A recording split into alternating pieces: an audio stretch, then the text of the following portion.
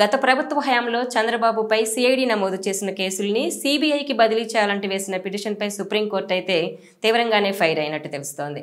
ఎందుకంటే ఇంకా మాట్లాడితే మీపై జరిమానా కూడా విధిస్తామంటూ కూడా ఫైర్ అయింది. అసలు ఎందుకు కోర్టు ఎందుకింత ఆగ్రహం వ్యక్తం చేసింది? అసలు ఏం జరిగింది? ఇప్పుడు వాస్తవంగా చంద్రబాబు నాయుడు గారి మీద కేసులు నమోదు చేసినాడు ఆయన ఈ రాష్ట్రానికి ముఖ్యమంత్రి హోదాలో ఉండున్నట్టయితే ఆయన మీదే ఆరోపణలు వచ్చాయి, ఆయన మీదే కేసులు నమోదయ్యాయి, ఆయన ఆధ్వర్యంలో ఉన్న విభాగాలు ఆయన మీద ఎలా దర్యాప్తు చేస్తాయి. కాబట్టి దర్యాప్తుని కేంద్ర దర్యాప్తు సంస్థలకు అప్పచెప్పాలి అని చెప్పని డిమాండ్ చేస్తే అర్థవంతం. కానీ కేసులు నమోదైనాడు ఆయన ప్రతిపక్షంలో ఉన్నారు. ప్రభుత్వం ఆయన మీద కేసులు నమోదు చేసింది, ప్రభుత్వం విచారణ చేసింది. ఆయన ఆయన తన మీద నమోదైన కేసుల్లో న్యాయ పోరాటం చేసి కోర్టు నుంచి బెయిల్ తెచ్చుకున్నారు. ఆయన ఎప్పుడూ ఎక్కడ న్యాయ విచారణ అడ్డుకున్నట్టుగా కానీ న్యాయ విచారణకు అవరోధాలు కల్పించినట్టుగా కానీ కనీస మాత్రపు స్పందన కూడా విచారణ సంస్థ నుంచి ఈ రోజు దాకా న్యాయస్థానం దృష్టికి రాలా. విచారణ ప్రభావితం చేస్తున్నట్టుగా కానీ సాక్షులను బెదిరిస్తున్నట్టుగా కానీ ఈ రోజు దాకా ఎక్కడ ఎటువంటి ఆరోపణలు లేవు.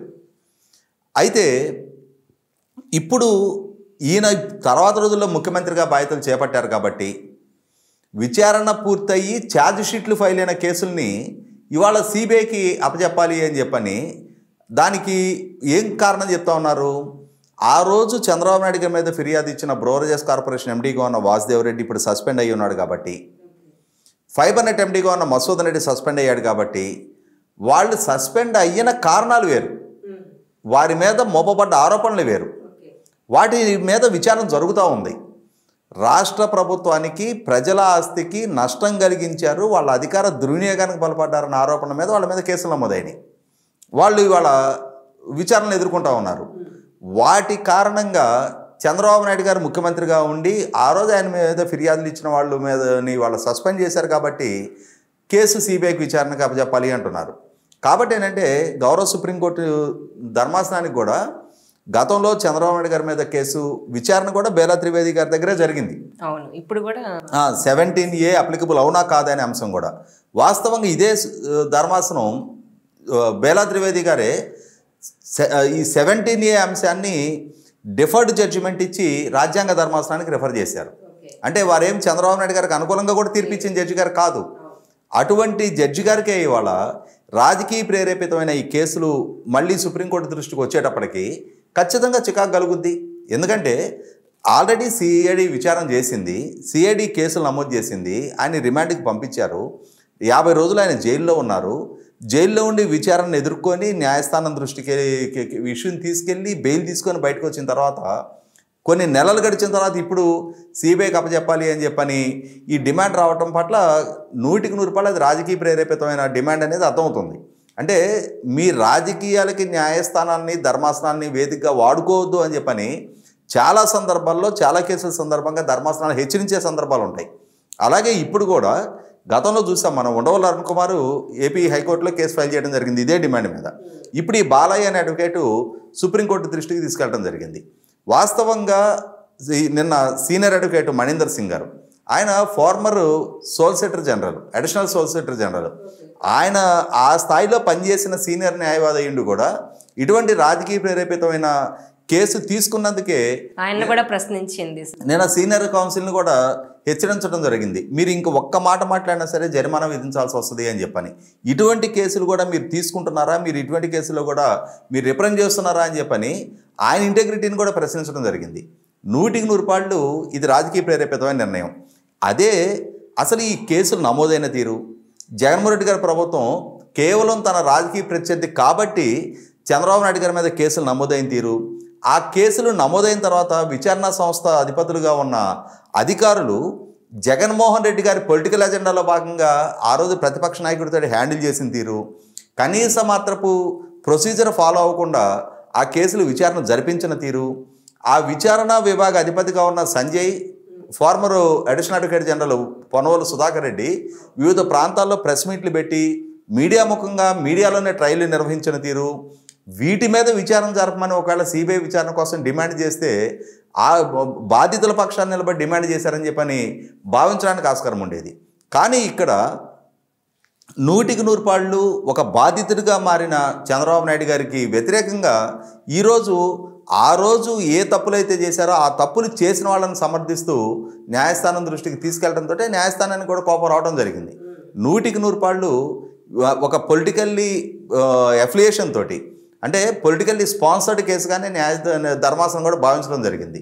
100% చంద్రబాబు నాయుడు గారి మీద నమోదైన కేసు పూర్వపరాల్లో ఒకసారి మనం పరిశీలిస్తే, చంద్రబాబు నాయుడు గారు స్కిల్ డెవలప్మెంట్ కేసులో అవినీతికి పాల్పడ్డారని ఆరోపిస్తే ఆయన అరెస్ట్ చేశారు. అరెస్ట్ చేసిన ప్రొసీజర్ ఏంటి, అంటే అరెస్ట్ చేయడానికి ఏ విధమైన ప్రొసీజర్ ఫాలో అయ్యారు? నిజంగానే చంద్రబాబు నాయుడు గారి ప్రమేయం, ఆయన అవినీతికి పాల్పడ్డ సాక్ష్యాధారాలు విచారణ సంస్థ దగ్గర ఉన్నట్టయితే మొట్టమొదట ఆయనకి సమన్ చేసి ఆయన వివరణ తీసుకోవాలి.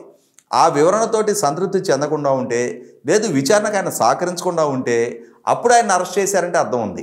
అసలు ఆయనకి సమన్లే ఇవ్వకుండా, ఆయన విచారణ వివరణ అడగకుండా, కనీస మాత్రపు ప్రొసీజర్ ఫాలో కాకుండా ఆయన చేసిన అవినీతికి సంబంధించిన సాక్ష్యాధారాలు గవర్నర్ గారికి ప్రొడ్యూస్ చేసి ముందస్తు అనుమతి తీసుకోకుండా ప్రివెన్షన్ ఆఫ్ కరప్షన్ యాక్ట్ ఎలా నమోదు చేస్తారు? అంటే ఇక్కడ డ్యూ ప్రాసెస్ ఫాలో కాల, ఆయన వివరణ అడగల, ఆయన వివరణ పట్ల సంతృప్తి చెందారా లేదనే అంశం ప్రస్తావన లేదు. ఎకాఏకిన ఏ కేసులో ఏ ఆరోపణల మీద అరెస్ట్ చేస్తారనే అంశం కూడా ఆయన దృష్టికి తీసుకెళ్లకుండా ఆయన నంద్యాలలో రాజకీయ పర్యటనలో ఉన్న సందర్భంగా ఇక్కడ ఒక అంశం గుర్తు చేసుకుంటే, ఈ కేసు విచారిస్తున్న సిట్టు కార్యాలయానికి కొద్దిపాటి దూరంలో తెలుగుదేశం పార్టీ కేంద్ర కార్యాలయం ఉంటుంది. ఇంకా కొద్ది కిలోమీటర్ల దూరంలోనే చంద్రబాబు నాయుడు గారి నివాసం ఉండవల్లి నివాసం ఉంటుంది. మరి నిజంగానే చంద్రబాబు నాయుడు గారి నుంచి ఏదైనా వివరణ తీసుకోవాలి అని అంటే సిట్ కార్యాలయం నుంచి ఆయన్ని సంప్రదించడానికి, ఆయనకి సమన్ చేయడానికి ఎంత టైం పడుతుంది? కానీ ఆ ప్రయత్నమే చేయలేదనేది మనకందరికీ తెలిసింది. ఇక్కడ నుంచి అధికారులు ఆయన రాజకీయ పర్యటనలో ఉండగా అక్కడికి వెళ్ళి అరెస్ట్ చేసి మళ్ళీ ఇక్కడికే తీసుకొచ్చే అవసరమే ఉంది. నిజంగానే చంద్రబాబు నాయుడు గారి పాత్ర పట్ల మీ దగ్గర సాక్ష్యాధారాలు ఉండున్నట్టయితే ఆయన వివరణ బాహాటంగా అడిగి ఉండవచ్చు. ఆయన నుంచి వివరణ కోరే అధికారం ప్రభుత్వానికి, విచారణ సంస్థలకు ఉంది. మీ మీద ఈ ఆరోపణలు వచ్చాయి, మీరు ఈ విధమైన అవినీతికి పాల్పడ్డ సాక్ష్యాధారాలు మా దగ్గర ఉన్నాయని చెప్పని గుచ్చి ప్రశ్నించడానికి అధికారం ఉంది. కానీ ఆ ప్రయత్నం జరగలేదు కదా. పోనీ అరెస్ట్ చేశారు. అరెస్టు చేసిన తర్వాత రిమాండ్ రిపోర్టులో కూడా ఏమని మెన్షన్ చేశారు? ఇప్పుడు మేము విచారించి సాక్ష్యాధారాలు సేకరించాలి అన్నారు. విచారించి సాక్ష్యాధారాలు సేకరించడం ముఖ్యమా, సాక్ష్యాధారాలు సేకరించి ఆయన అరెస్ట్ చేయడం ముఖ్యమా? కాబట్టి ఇక్కడ కేవలం జగన్మోహన్ రెడ్డి గారి రాజకీయ ఎజెండాలో భాగంగా, జగన్మోహన్ రెడ్డి గారికి రాజకీయ ప్రత్యర్థి అన్న ఏకైక కారణంగా చంద్రబాబు నాయుడు గారి మీద కేసులు నమోదు చేశారు, అరెస్ట్ చేశారు అనేది స్పష్టమవుతూ ఉంది. అటువంటప్పుడు 100% ఈ అంశాన్ని ఇన్ని తప్పులకు పాల్పడ్డప్పుడు దీన్ని నిర్దిష్టంగా ఆ రోజు ఆనాటి ప్రభుత్వ ఎజెండా ఏంటి, వాళ్ళు ఏ విధంగా ఇన్ని ఉల్లంఘనకు పాల్పడ్డారు, ఆ అధికారులు రూల్ ఆఫ్ లాను అతిక్రమించి ఇన్ని ఉల్లంఘనకు వాళ్ళు ఎలా తోడ్పాటును అందించారు అని చెప్పని దాని మీద సిబిఐ విచారణ చేయమని అడిగితే అర్థం చేసుకోవడానికి ఆస్కారం ఉండేది.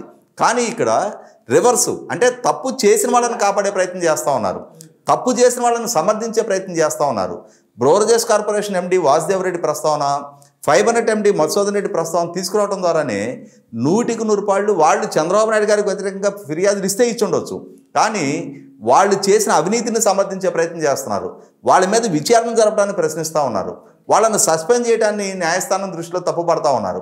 కాబట్టి ఇక్కడ 100% జరుగుతున్నది దొంగలని కాపాడే ప్రయత్నం చేస్తూ ఉన్నారు.